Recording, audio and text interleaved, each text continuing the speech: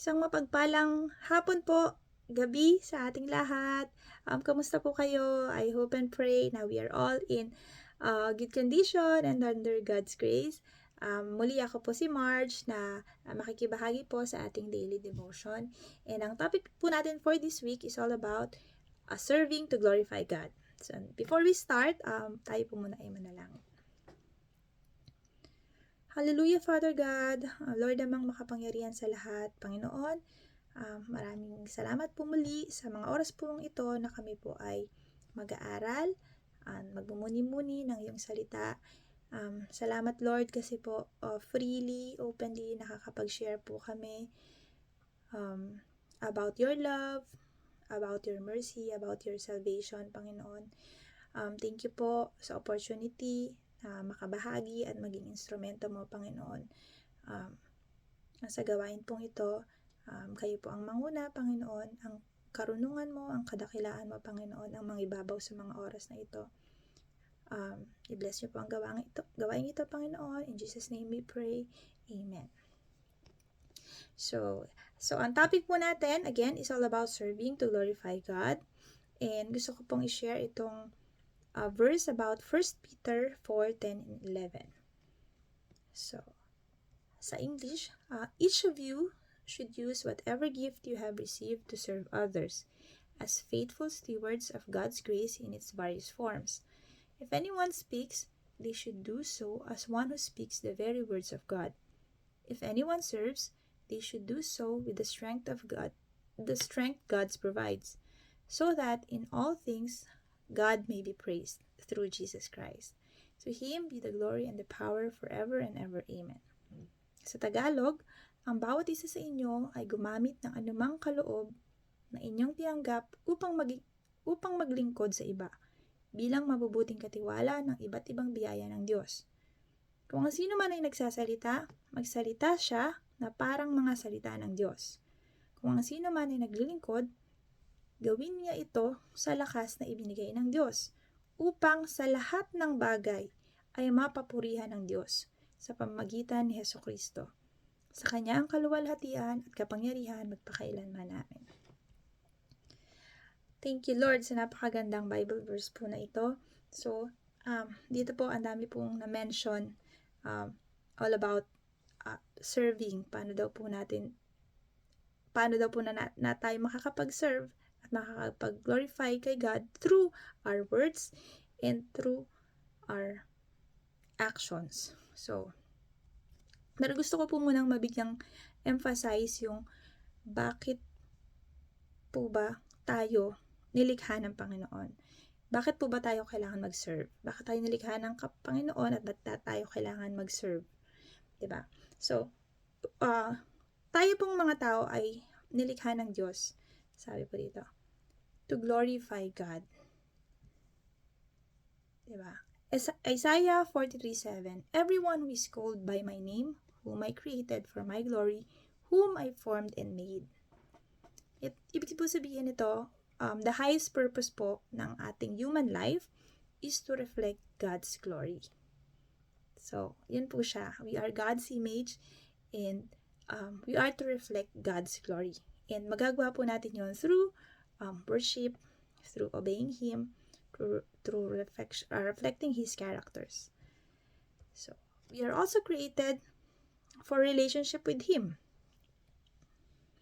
Ang sabi po dito, even sa simula po, diba, sa panahon po ni Eva at Adan, napakita po doon kung gaano ang Panginoon gusto niya magkaroon ng relationship sa mga tao. Kahit na po, siya po ay Diyos. Siya po yung ating creator. Diba? We are created to reflect God's image. So, sa atin po, ang ating katawan, ang ating pagkatao, our body, soul, and spirit, we are to reflect God's image. So, we are His representative here on earth. Tayo daw po yung kanyang mga representante sa mundong ito. Tayo din po ay ginawa ng Panginoon to steward yung kanyang creation, maging tagapangalaga ng kanyang mga nilikha, maging tagapangalaga ng whether living things or non-living things, Tayo po ang tagapamahala. And humans are created to fulfill His purpose on earth. So yan. So yan po yung we are here to fulfill yung ultimate purpose ng Panginoon.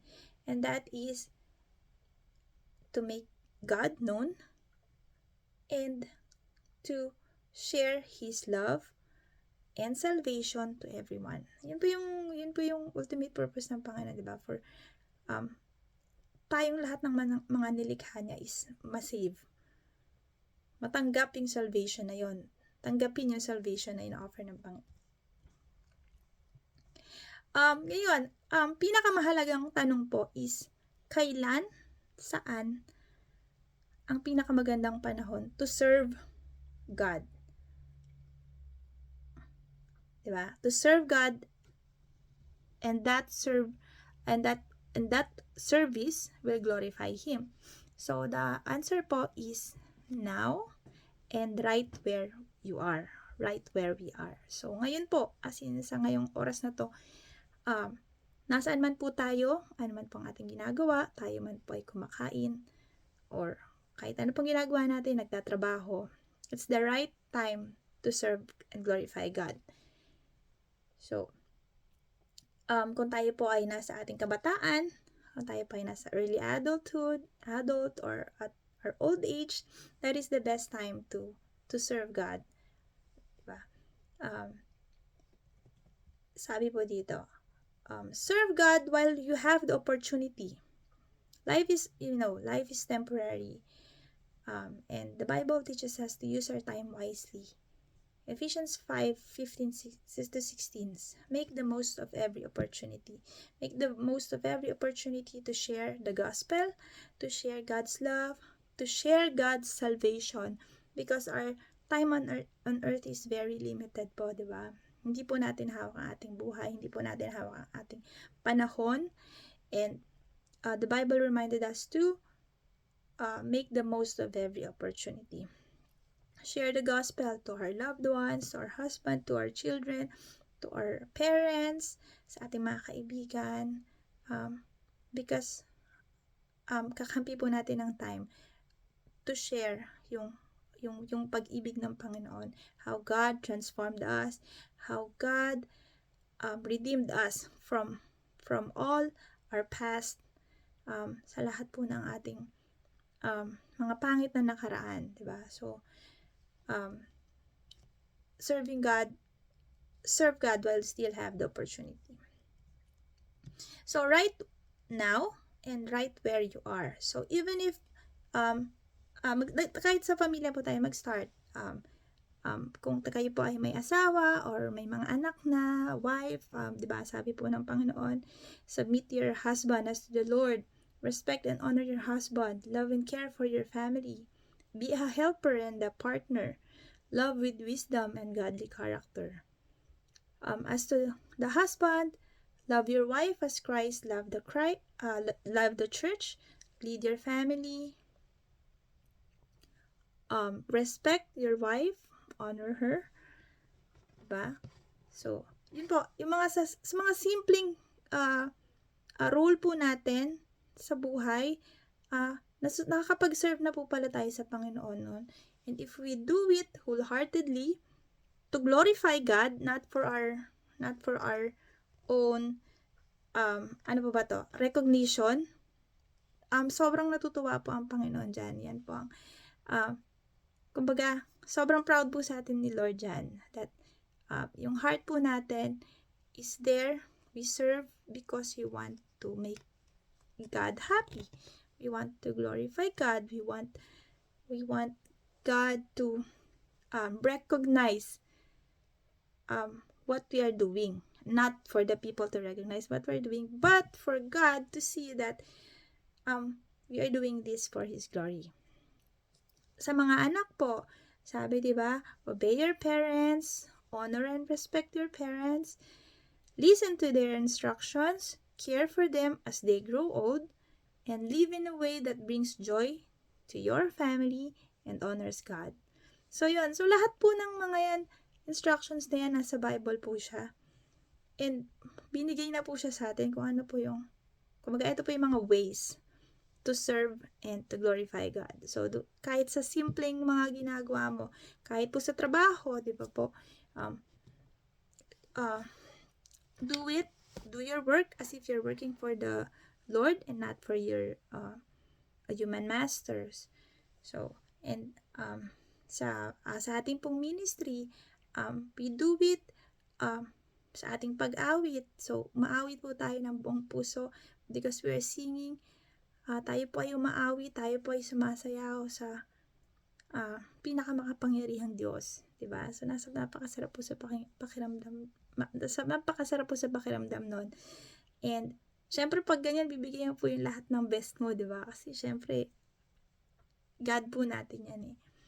So, yun po, this is a good reminder po na the best time to serve and to glorify God is now, right now. Kung anong position mo, kung anong role mo, kung anong ginagawa mo, yan yung best time. Kung kahit wala nakakakita sa'yo, yan yung best time to serve Him. Okay. So, yun po ang aking sharing about serving God. Salamat po sa inyong pakikinig. And before we end, tayo po muna ay mag-closing prayer. Hallelujah, Father God, Lord. Maraming salamat po, Lord, sa mga salita mo. Thank you po, Panginoon, kasi you reminded us, Lord, na ang ultimate purpose po ng aming buhay is to glorify you and to have a relationship with you. Salamat, Panginoon, kasi kilala mo kami. Salamat, Panginoon, na hindi mo kami pinababayaan kahit sa napakaraming panahon na we fall short, Panginoon, sa katapatan. Kami po palagi ay nagkukulang sa paglilingkod sa iyo. Ngunit, Panginoon, hindi mo po kami tinalikuran. Lagi ka po nandiyan. Lagi mo po kaming nire-remind ng pag-ibig mo, ng kadakilaan mo, Panginoon. And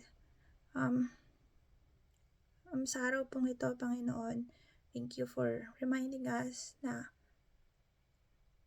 nandito po kami sa mundong ito not for our recognition, para ma-recognize po kami ng mundo, pero para ma-recognize mo, Panginoon. And that our life on earth, our purpose on earth, is to serve you and to glorify you, Panginoon. Lord, tulungan mo po kami na maglakad sa mundong ito nang naayon po sa iyong kalooban. May we always be reminded na anuman po ang aming ginagawa, anuman po ang aming sinasalita, ang lahat ng ito, Panginoon, ay mapapurihan ka. Sapagkat, Panginoon, yung buhay namin ay hindi sa amin. Hiram lamang po namin ito sa iyo. At ito ay babalik po sa iyo. And that the best thing that we can do, Panginoon, is to dedicate our life to serve you, to glorify you, nasaan man po kami, anuman po ang posisyon namin sa buhay, anuman po ang aming ginagawa, anuman po ang aming trabaho, Panginoon. Kahit wala pong nakakakita sa amin, Panginoon, ngunit ang aming puso, Panginoon, ay nakatuon, ang aming mga puso ay leading towards serving you. Thank you, Lord, kasi ikaw ang aming Ama. Ikaw ang pinakamakapangyarihan na Diyos na kahit kailanman, Panginoon, di mo kami pinabayaan. Maraming salamat, Lord. Salamat po sa aming buhay, sa opportunity, Panginoon. At the very little time, Panginoon, that we stay here on earth, makapag-serve po kami sa iyo. And Lord, sa iyong pagdating, tulungan mo po kami, Panginoon, na wag po kaming magkulang, wag po kami ma-fall short, Panginoon, at patuloy po kaming maging matapat sa paglilingkod sa iyo hanggang sa panahon na ikaw ay dumating, Panginoon. We also pray, Lord, na sa mga tao, Panginoon, na naghahanap sa iyo, na nagsisik sa iyo, sa mga hindi pa nakakilala sa iyo, Panginoon, na yung mga salita mo, Panginoon, na kanilang narinig, kahit kaliit na butil, Panginoon, ito po ay lumago, magkaroon pa po sila ng desire na makilala ka pang mas mabuti, at tanggapin, Panginoon, ang iyong salvation, tanggapin ka sa aming mga buhay, at maglakad ng naayon po sa kalooban mo. Salamat, Panginoon, sa aming church, sa aming mga pastors, sa aming bishop, sa aming mga workers, sa aming mga kapatiran sa church. Salamat po, Panginoon. Patuloy na paglilingkod, pagiging kalakasan ng bawat isa. Tunay nga, Panginoon, binigay mo po ang aming church to be the strength of one another. Salamat, Panginoon. Through our church, Panginoon, we feel na hindi po kami nag-iisa, and that, sa bawat members po, Panginoon, nakikita po yung glory ninyo, yung love nyo, yung justice nyo, Panginoon.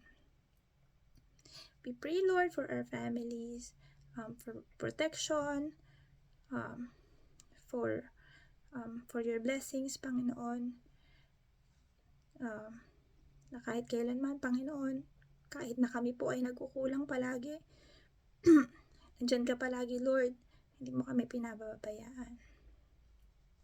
We also pray, Lord, sa aming bansa, sa mga kaguluhan po na nagaganap, even outside our country. Lord, if these are signs of your coming, Panginoon, protect us, Lord. Tulungan mo kami, turuan mo kami, Panginoon, na manatiling maging matapat, Panginoon, sa iyo hanggang sa iyong pagdating. While we're waiting for you, Lord, please give us the courage, please give us the strength, please give us the wisdom, Panginoon, na magpatuloy. Salamat po, Panginoon, sa kabutihan mo, sa pagmamahal mo, sa kadakilaan mo, Panginoon.